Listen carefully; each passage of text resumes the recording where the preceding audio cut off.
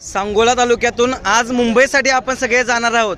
आज आपण सांगोला तालुक्यात पाहतो की सगळ्या डॉक्टरांची टीम आहे। तरी इथून सांगोलापासून मुंबईपर्यंत तुम्ही डॉक्टर सगळ्या रुग्णांची कशा प्रकारे सेवा करणार, तुम्ही सुविधा काय काय देणार आहात?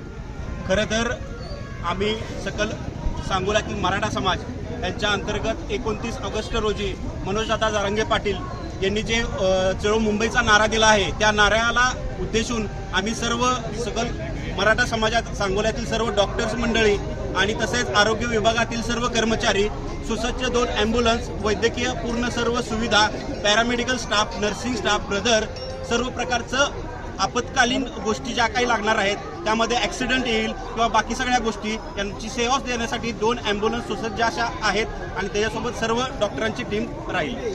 तुम्ही सांगोल्यापासून मुंबईपर्यंत पूर्ण जाणार आहात ना? आम्ही इथून सांगोला ते आझाद मैदान यापर्यंत सर्व डॉक्टर्स विथ सर्व ॲम्ब्युलन्स यांची सेवा देण्यासाठी तत्परतेने येत आहोत। आपण समाजाचं देणं लागतो हा उद्देश मनामध्ये ठेवून मराठा आरक्षण घेण्यासाठी आम्ही सर्व इथून निघणार आहोत।